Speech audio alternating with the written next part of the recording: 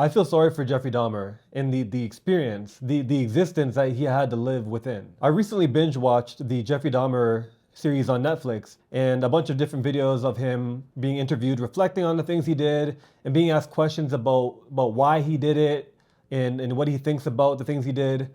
And I found it really interesting. Strangely enough, I noticed myself starting to sympathize with him and his experience. So I want to explain to you why I feel sorry for him. And I know it's going to seem kind of ridiculous, at least at first, that I feel this way, but I spent a lot of time reflecting on it and thinking about this. And so I do want to share that with you in this video. Now, right off the bat, I want to make it very clear that nothing that I'm about to say is to make light of the situation or the terrible things he did. This is not to excuse or justify anything that Jeffrey Dahmer did in his time on Earth. There were many real victims that suffered and lost their life as a result of this guy, Jeffrey Dahmer, and what he did. And those families still live with the heartache and the pain to this day. So I recognize that. That being said, I also feel sorry for him. Here's why. Jeffrey Dahmer had absolutely zero chance of ever living a peaceful, happy, ordinary life within our society. Nothing. He had no chance. He was born doomed to a life of absolute misery and struggle and inner chaos. He was born with the type of wiring in his mind that caused him to find absolutely horrendous and disgusting, torturous acts to be stimulating, sexually stimulating to him. He was born with natural, instinctive impulses that caused him to fantasize about doing tremendous harm to people and disgracing and desecrating their body. Now, I can't imagine what it would be like for me to have that natural impulse to pursue a fruit that is absolutely forbidden, that you must not ever pursue. That is a unique experience that most people will never know, and unfortunately, he had to exist within that natural impulse. What makes me feel sorry for him is that he was a victim of his own uncontrollable desires. I'm not saying his actions weren't controllable. He's definitely responsible for the actions he took, but I'm talking about his desires, his impulses, the things that people experience and they don't choose to experience it. What I mean is, because I want to make this very clear, I don't want anyone misunderstanding this. You can choose to pursue something that you want, but you can't choose what it is that you want to pursue. You can't choose that you have a temptation to pursue something. You can't choose what you're attracted to, because attraction is an instinct. And we can't control our instincts. So consider what his instincts were. Consider what he was attracted to. He couldn't control that attraction. He couldn't control or decide what his instinct was. You can choose not to act on those instincts. It doesn't matter how strong those instincts are. You can choose not to act on them, which is why he's absolutely held responsible for everything he did. But you can't choose what inner desires you have that you have to make a decision whether or not to act on it, that you have to make a decision to fight against the impulses for. The impulses come and you have to make a choice, but you can't choose the impulses. I hope that's very clear what I'm trying to say here. So with that being said, with that being understood, what sort of life could this guy have possibly had? What kind of life could Jeffrey Dahmer have existed within that would have been normal, that would have allowed him to feel to do well in life? So he had two life options. The first option is to eventually, at a young age, recognize these desires he was finding himself having, and obviously recognize this is wrong. There's no way that this is not okay. And then develop tremendous willpower without ever acting on his desires. Develop tremendous willpower beyond what anybody really has to develop in order to be able to function within society and comply with this social contract that we all agree to, not to cause harm to people.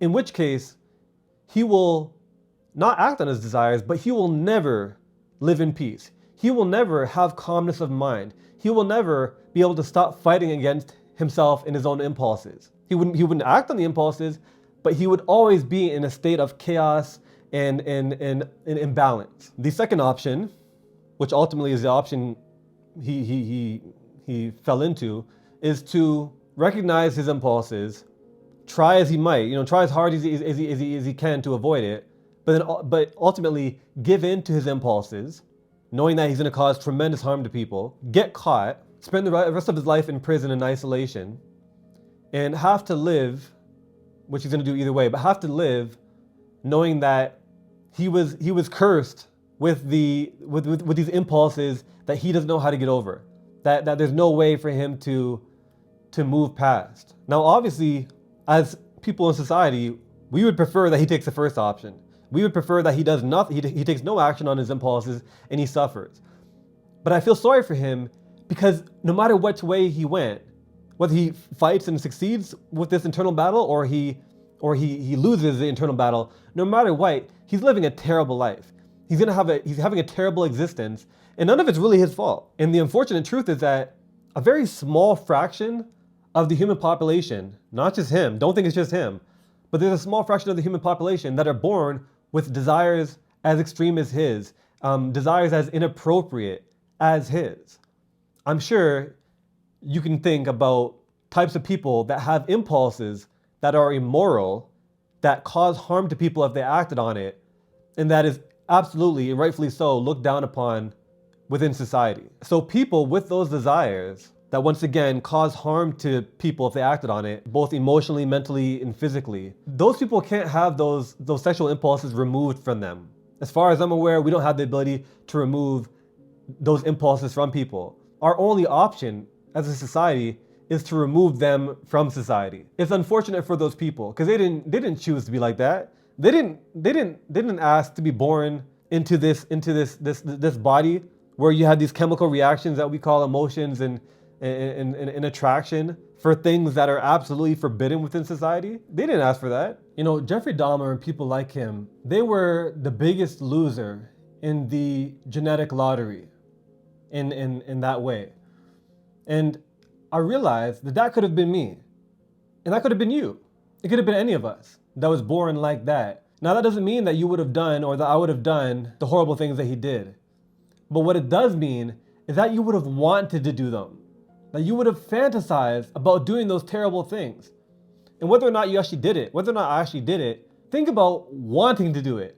Think about having a deep inner sexual desire to do the things that he did. Because that could have been you. That could have been me. That could have been anybody. He couldn't control those desires any more than you can control being attracted to the people that you're attracted to. I feel sorry for him because I don't know how anyone in his position would have a reasonably decent life. You're constantly having this disconnect between what you know is right and what you feel is right, what you feel is good. Your mind fighting against your instincts. I feel sorry for him because it's not unusual to pursue the feeling of pleasure. That's normal. It only makes sense. We all pursue pleasure. It's a fundamental experience of being a living thing. That's what an instinct is, I suppose. It's the feeling of pursuing pleasure or avoiding pain. Take a moment and just imagine the things that you really value in life, that make you feel good, that are pleasurable, that give you a good feeling. Now also imagine that you were born into this world and you knew that those things would feel good and that they give you a lot of pleasure, but you could never experience it. You could never do it.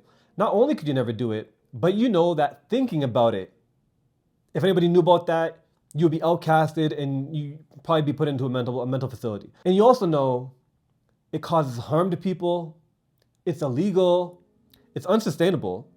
You can't go through your life being able to experience it, even if you decided to act on that. You can't get rid of it. So it will always remain with you as much as your shadow does. Another big aspect of my sympathy for him is that he had nobody to turn to. So he lived in absolute isolation and loneliness. He couldn't turn to his father. He couldn't turn to any friends if he had any. He couldn't turn to a psychologist or an authority figure. So he couldn't even talk to anybody through what he's feeling. It would lead to extreme problems because you can't tell a psychologist or someone about that and have them just listen and be a shoulder for you, and then you walk away. That wouldn't happen. In his experience, he has to navigate this very confusing life. I imagine it'd be very confusing to feel something and look around and you're like, yo, no one else is experiencing what I'm experiencing. I can't even read a book to really understand who else is going through this. Why the hell is this happening to me? So he didn't have help, which is sad in of itself. But imagine that you have a terrible life experience that you can't get away from because it's who you are. You can't separate yourself from who you are. Another thing is that, from what I can read here, he was believed to have had borderline personality disorder, obsessive compulsive disorder, sexual paraphilias, because like necrophilia, cannibalism, and so many other things. He apparently lacked the ability for emotional connection. So you can imagine how dull that would make life when you can't emotionally connect to anybody, because all the things he did was pretty much purely based off of his obsessive experience of lust. How do you navigate life with all these things working against you? He was a melting pot of traits and experiences that make it difficult for you to function in society.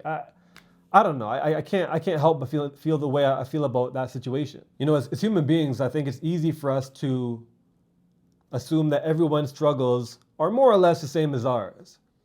It's easy to not consider that some people have struggles and challenges that are far more extreme than our own. And even when we hear about someone else's struggles, it's hard to be considerate of them because it's hard for us to understand someone else's life if we don't have a reference point somewhat similar to theirs in order to base our sympathy off of. It's not easy, and I understand that. So I can't empathize with him emotionally, but I can empathize with him cognitively, which is kind of my default setting for empathy to begin with. So when I say empathize cognitively, I mean granting a moment of your time to someone, even if they don't deserve it at all. If you grant a moment of your time and consider, based on what I know about that person and the struggles they go through, if I was in their position, what would that experience be like? What would my day-to-day life feel like? What would my experience going throughout society be like? What kind of a struggle would that be? Man, it'd be like that's such a terrible experience. Absent of all the good things that I experience and full of all the bad things that I don't experience. That's cognitive empathy. Imagine being Jeffrey Dahmer with all his unique, dark, twisted challenges of life. That's a very extreme and unusual form of hell that he was living through. You don't have to like someone or agree with the actions they take in order to have sympathy for them and to feel bad for them. And that's where I am with Jeffrey Dahmer and people like him. I just wanted to express and maybe shed some light on a dark truth about life.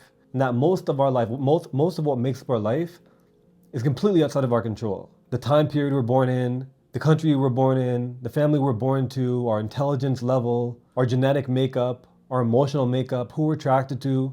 The list can go on. There's millions of things that make up a large part of who we are in our life that we have no control over. And sometimes the challenges we come across in life that we find ourselves running into, the little bit of our existence that we can control isn't always enough to overcome those challenges that are made up from what we can't control.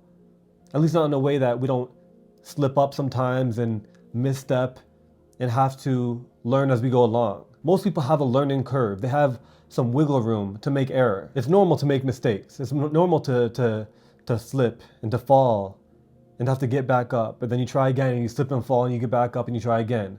I think we can all understand that. We've all done that. In the case of Jeffrey Dahmer, there was no opportunity for that. There was no room for error. There was no ability to make a mistake, act impulsively, and then learn from it and then do better next time. There's no next time when you have challenges like that. And I don't think anyone can really relate to that unless they have such extreme things going on in their life. Sometimes life is like a card game. You get dealt the hands that you got and you're asked to play life by those hands. Some people, the hand is so shitty that there is no right way to play the hand in order to live a good life. Some people, they called him evil or called him a monster, called him insane. I don't think he was any of those things. I think he was just a human being that had some very unique struggles and he wasn't able to overcome those challenges. He wasn't able to fight off his demons. And I use that figuratively. And I'm aware that it's certainly not easy to allow yourself to sympathize with somebody who did the ridiculous, tremendous, harmful, absolutely twisted and dark things that he did. I'm aware of that. But I think if you can allow yourself to get to the point where you can sympathize with someone like him, then you can sympathize with absolutely anybody. And in a world where everyone is so isolated and segregated from each other, and people view each other as the other and not similar to themselves, the more sympathy we can have, the better off the world will be, the more understanding the world can be. And maybe the people that really need help would actually get it, wouldn't feel so uncomfortable with putting themselves out there. And I'm not talking about Jeffrey Dahmer at this point, I'm talking about in general. If we could all sympathize with each other's, regardless of how different our struggles are, and realize that maybe we wouldn't be able to do the same thing that they did, or we might do it worse in their position, then it's easier for us to sympathize and sometimes empathize with them and be more considerate. Be better contributors to the human experience. I believe I can simultaneously view the actions that Jeffrey Dahmer did as despicable and horrible, and also feel sorry for him that he had to awaken into a world where he was a victim of his own unfortunate impulses and caused other people to, as a result, be a victim of him. Because it's really not fair that he had to go through that. And it's not fair that a lot of us have to go through some of the things that we go through. But of course, life isn't fair. It never has been and never will be. Now, with all that being said, I want to make it 100% clear that I'm not excusing the actions that Jeffrey Dahmer took. I'm not trying to downplay or justify anything he did. He caused a lot of damage to a lot of people, a lot of families, and the impact was felt throughout communities. He deserved all the punishment he got, arguably more. Everything he did was extreme, and it needs to be recognized for the wrong that it was. It took me about a week after watching the Netflix series and all the interviews and stuff for me to decide whether or not to make this video, because I know how strongly people feel about that whole situation, understandably so.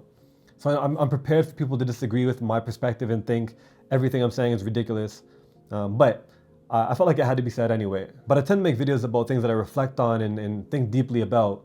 And watching that Netflix series, that was the first time I ever got exposed to Jeffrey Dahmer or what he did.